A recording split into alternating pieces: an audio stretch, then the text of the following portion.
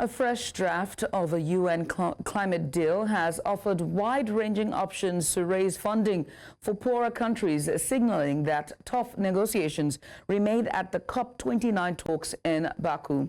The Prime Minister of the Bahamas calls to look beyond borders during national statements in the plenary session, while his counterpart from Grenada stressed that partnership to finance climate adaptation would work in the best interest of the planet and of all of mankind. Planet warming, carbon dioxide emissions from oil, gas and coal rose to record highs this year, according to preliminary research from an international network of scientists at the Global Carbon Project. The report came as leaders gathered in Azerbaijan for COP29 climate talks aimed at reaching a deal to boost funding for poorer nations so they can adapt to climate shocks and transition to cleaner energy. I ask you to look beyond borders, beyond flags.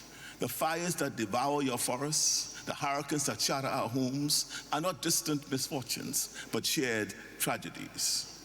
What we endure, you endure. What we lose, you lose.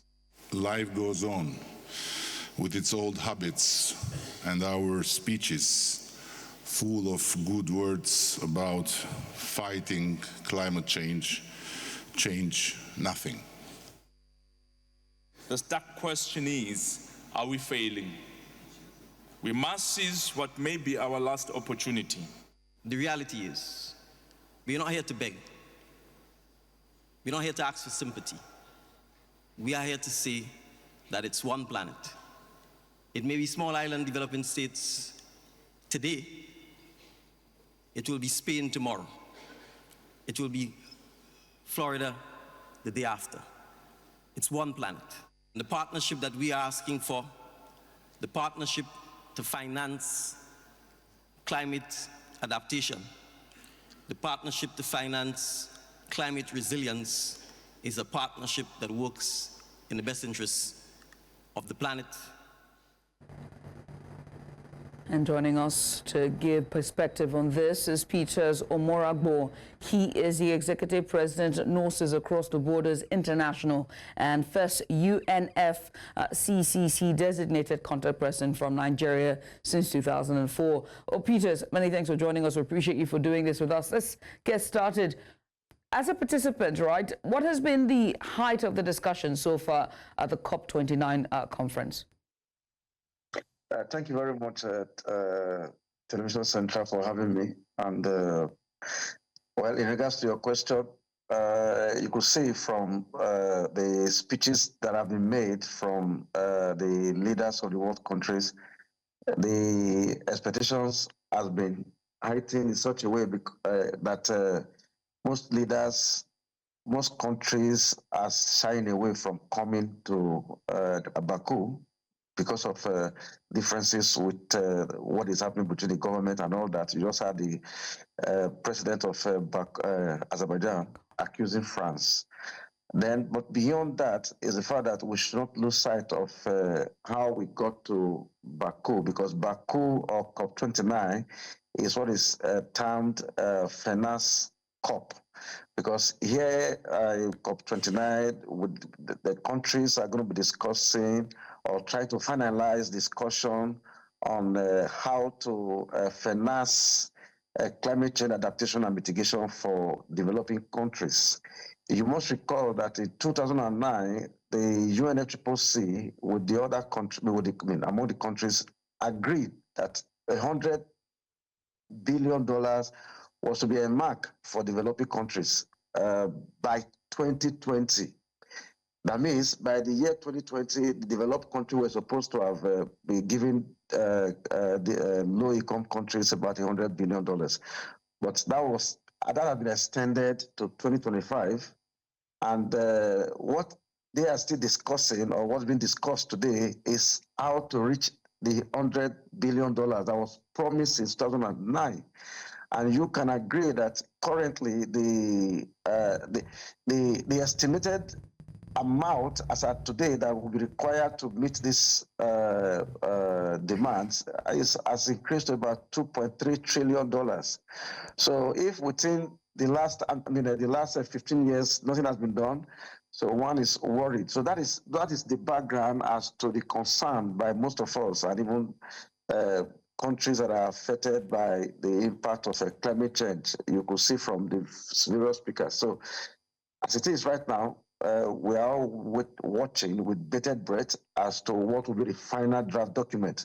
COP29 is just 3 days away. Today is the 10th, decided on the 11th, and so we still have about 9 to 10 more days to go before the end. And so we are hopeful that irrespective of the differences, political differences among countries with regards to how they see Azerbaijan, we hope that the countries will put the people first and forget about their political differences, because climate change it's not an emerging threat, but climate change is a global emergency that needs to be addressed by every leader. Right. I mean, there are countries that are facing the immediate effect of climate change, right, and they're being affected.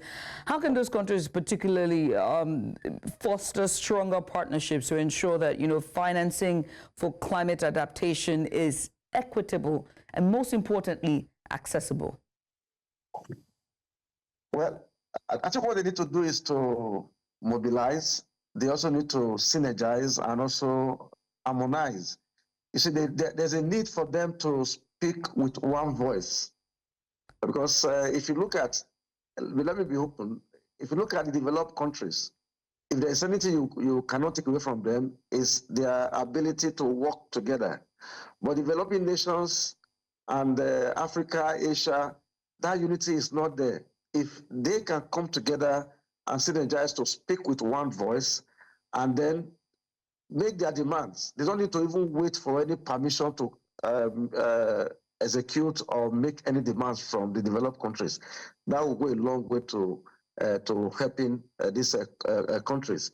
But the situation whereby you cannot also roll out the divide and rule by developed nations, because the developed nations know that the moment the developing countries are united, they're going to have problem. And don't also forget that the developed countries actually rely on the oil that is coming from the developing countries. So majority, about 75% of all the exportation of fossil fuel are from developing countries. So if you want to, if I'm to advise them, they could also use that as a weapon. If they come together and make a demand that if you do not meet this target, if we do not meet this requirement for us to be able to mitigate or create an enabling environment to adapt to the effect of the climate change that is emanating from their production, then they could say, okay, we're going to withhold our sale of oil to them. So that is going to the extreme anyway, but all they need to do is to find ways to synergize among themselves, speak with one voice, and then provide to the developing countries what their demands are, and they should stand by it. So they should not sell themselves away by trying to get one aid from one developed country to their country, and then you see some of the countries now changing their position on most of their demands. So I think if they can speak and unite in that regard, then a lot will be achieved. But from the speakers so far within the last 3 years and the positions, I think they have also come to agree and accept the fact that if there's nothing that they need than to unite to confront the global emission coming mostly from the developed nations, affecting All right. the developing countries. All right, Peter, I must say thank you so much for taking out the time today to join us and just have a more, just give perspective on the ongoing COP29. Peters Omoragbon is our guest today. He's Executive President, Nurses Across the Borders International. Once again, thank you. Oh, thank you very much for having me.